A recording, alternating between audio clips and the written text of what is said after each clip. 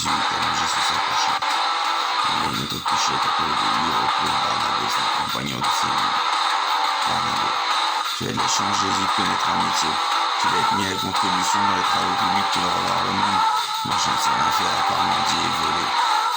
Jésus, le Seigneur a un plan pour chacun de nous, Barnabé. Barnabé, et toi, tu vas faire le chef, c'est ça? Ha ha ha, laisse-moi t'expliquer. Les Hébreux ont déjà un roi, Hérode Antipater, et lui, sous le protectorat de Rome, il doit obéir à un gouverneur. Et tu te dis, sauveur, tu devras voir avec le sang et drain. Alors, ceux qui dirigent le temple, les pharisiens, les sadducéens dedans, ont déjà fait crucifier au moins une bonne douzaine de siècles, comme toi se prétendait le Messie. Jésus, je sais, mais je le suis en esprit et en vérité. Barnabé, on ne peut pas parler avec toi. Tu es un mystique. Tu n'as pas moins raisonnable qu'un mystique. Non. Plus tard, Jésus et Barnabé dans les couloirs de la prison, en imposant le détenu par le passage au Messie. Le détenu, toi le fou, c'est toi qui dis que tu es notre maître. Jésus, je suis l'accomplissement de l'autre lui décolle une claque. Jésus tendant l'autre joue, tu oublies l'autre joue, mon frère. Le détenu éberlué, t'es vraiment malade dans ta tête, toi. Il fixe Jésus puissant là. 15. Après 12 années d'enfermement, Jésus entreprit de voyager pendant 7 mois en Orient. Il avait vu jusqu'à l'Inde et où il fut chaleureusement traité lorsqu'il rapporta qu'il était né d'une vierge. De retour en Judée, Jésus voulut rencontrer le fils d'Élisabeth, la cousine de sa mère qui était née comme lui miraculeusement. Jean était un ermite, un nazir qui ne coupait pas ses cheveux ni sa barbe, mais se nourrissait uniquement de sauterelles sauvages et de miel. Toute la Judée se pressait devant lui car il baptisait dans le Jourdain appelant à la repentance des Hébreux. Jésus paraît ce jour-là à une fille d'Hébreux non loin du fleuve. Devant un pharisien et un séducteur couple la fille et se dirigeait droit sur Jean le baptiseur qui semblait le accompagné d'un nouveau baptisé. Le pharisien, Jean le baptiseur, toi tu es bien Jean l'ermite. Jean le baptiseur, tout à fait mon frère, je suis un nazir dévoué au Seigneur. Le Sadducéen, et de quel droit baptises-tu dans le Jourdain? Es-tu Élie revenu? Jean le baptiseur, non je ne le suis pas. Le pharisien, à son tour, es-tu un prophète? Oui, tu es le Messie. Jean le baptiseur, je suis celui qui crie dans le désert, je suis celui qui aplanit le chemin du Seigneur. Je prépare la venue du Sauveur, mais il me précède et je ne suis même pas digne de dénouer les sangles de ce scandale. À tous.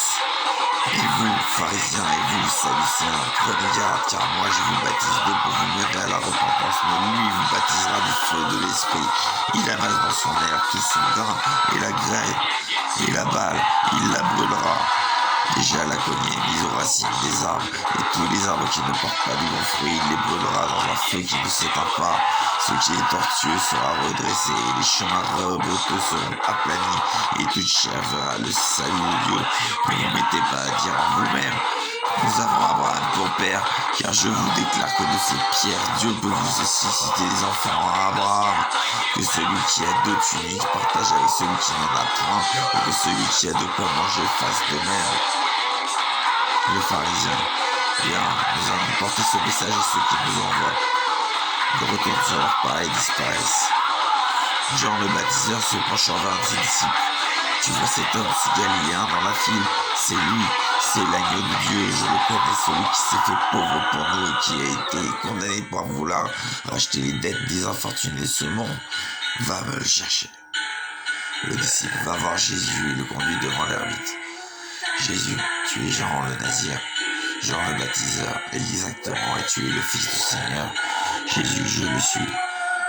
Le disciple, oh, Hosanna. Jean le baptiseur, alléluia, oui, tu viens pour te faire baptiser, Sauveur, mais c'est tout moi qui ai besoin d'être baptisé par toi. Jésus, alors nous accomplissions avec ordre tout ce qui est juste et ce que mon Père a voulu. Jésus entra. Jean le baptiseur impose sur lui ses mains et lui plonge la tête dans l'eau. Lorsqu'il remonte à la surface, Pégase du cheval ailé apparaît dans les cieux. La voix de Jéhovah est: voici mon enfant qui a toute mon affection. Pégase se changeant d'une colombe se pose sur la tête de Jésus et s'évanouit en lui le timbre de lumière. Mort.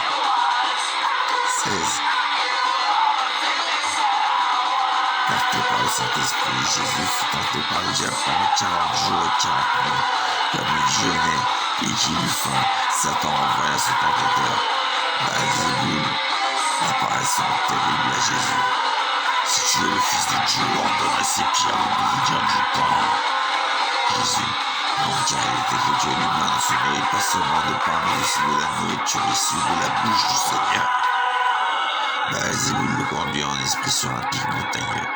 Regarde, Jésus, voici la gloire de tous les pays de la terre. Soumets-toi au mal et je te la donnerai. Jésus, non, car il est écrit dans la loi, tu n'adoreras que Dieu et lui seul. Belzéboul transporte sur le toit du temple à Jérusalem. Belzéboul, jette-toi en bas, sauveur, car il est écrit dans la loi, les anges te porteront afin que ton pied ne heurte une pierre. Jésus, non, car il est ordonné également de ne pas tenter le Seigneur. Le mal se retira alors, attendant un moment propice, et les anges vinrent servir le Christ. Il y eut un mariage à Cana en Galilée. Marie était invitée ainsi que Jésus et ses disciples. En effet, le Christ était retourné chez lui à Nazareth et il avait commencé à enseigner dans la synagogue. Comme le repas du mariage se déroulait, il arriva que le vin manqua. Jésus demanda alors qu'on remplit le bac avec de l'eau. Il opéra son premier miracle, comme il rendait grâce à Dieu au vin. L'eau se changera en vin excellent. Si bien qu'on dit, le buveur, c'est la foi mariée. Toi, tu ne fais pas les choses comme ailleurs pour ton mariage. Ailleurs, on sort le vin d'abord puis du second choix. Ensuite, toi, tu regardes le meilleur pour la fin. 18. Jésus, seul, assis sur un rocher, c'est le crépuscule. Après quelques minutes, il pleure. Jésus avait passé quelque temps avec Jean le Baptiseur, puis celui-ci avait été conduit à la cour du roi. Là, Jean avait dit à Hérode Antipater que son mariage avec la femme de son frère défunt était un blasphème aux yeux de tout le Seigneur. Jean fut conduit dans un cachot, et Hérodiade, la femme du roi, jurusa pour obtenir sa tête. Jésus venait d'être informé de la mort de son ami. Jésus se lève. Jésus devant une foule assemblée dans une ville.